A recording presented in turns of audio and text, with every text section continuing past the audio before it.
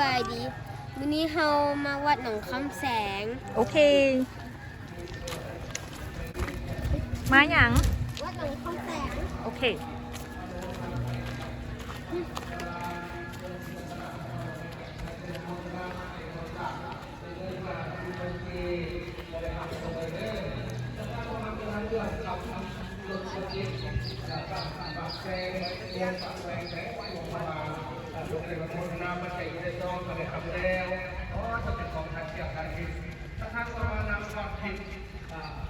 รอสู่สิครับเป็นโฆษณาตามทันทีนางกันยุกเกี่ยวลาโฆษณาตามทันทีนางคนนี้ที่มาเจอเป็นโฆษณา50,000 ปีเป็นยูหลวงเขาบ้างยูหลวงเขาบางอะไรเด้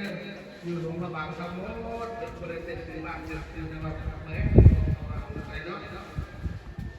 ทั้งเรื่องการติดต่อมาคือติโน่น้อย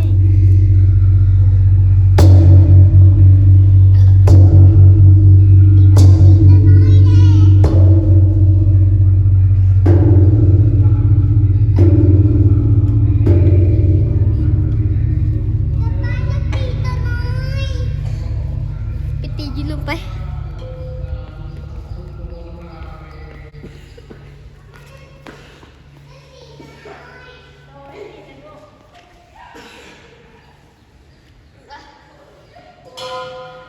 มัน4 บาทเลย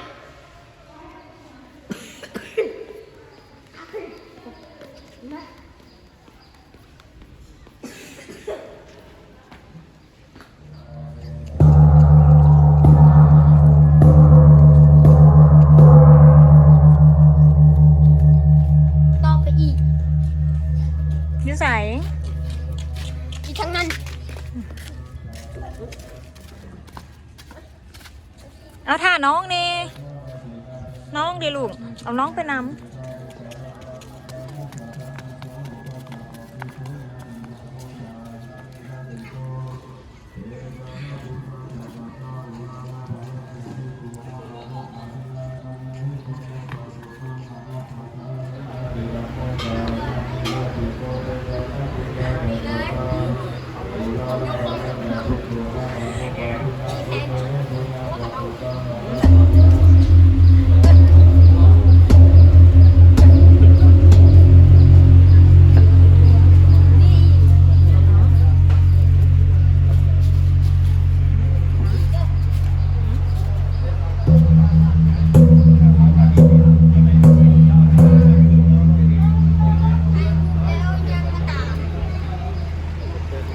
ไปใส่ตอ4ตัวนั้นร้อน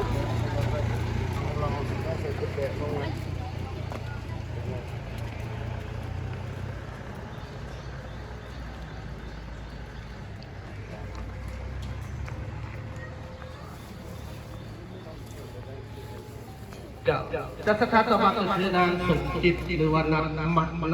คือวันนี้โพธิสัตว์ปัจจุบันโฮงเลยเมืองคนโฮงไฟเวียงจันทร์สัตว์อะไรโมทนาปัจจัยต่างๆในวันป่าพวกเราเนาะแต่ในนี้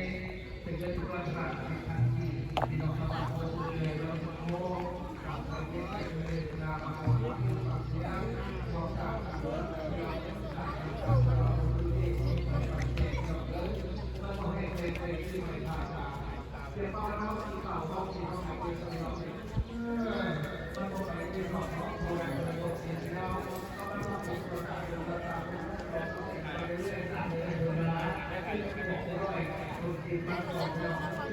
บอสปอตจับให้ไป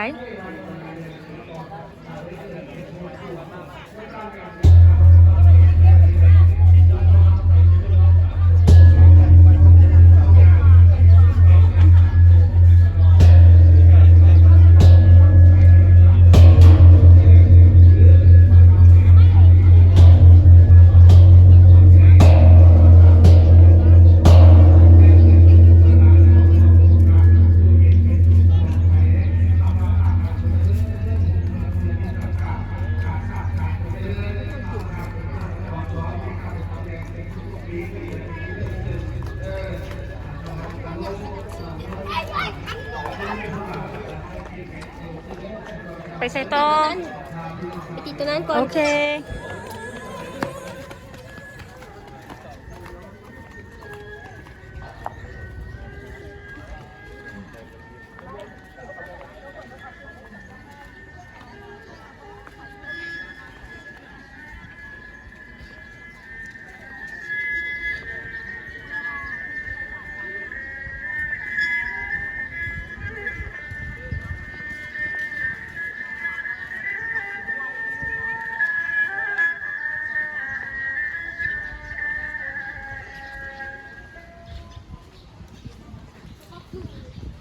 ไปขึ้นทางเชิญนี่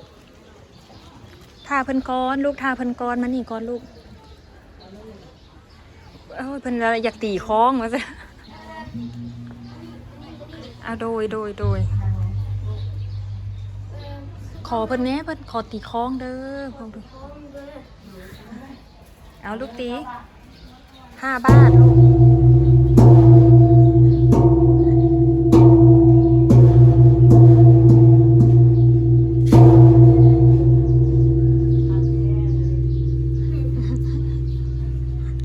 หมดละบ่ ยังบ่ได้หมดเถื่อ โอ้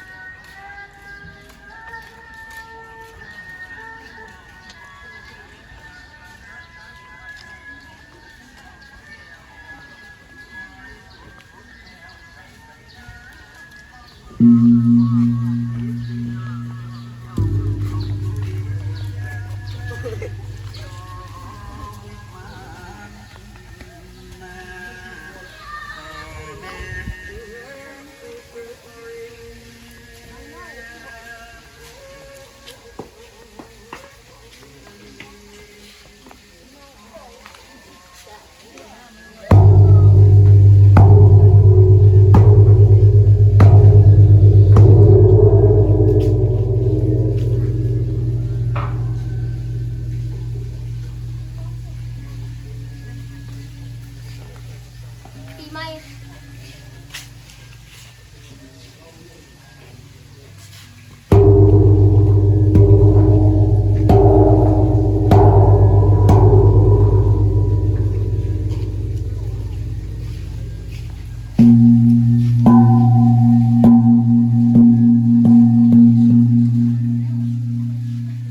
ไอ้ขอจัดโทรศัพท์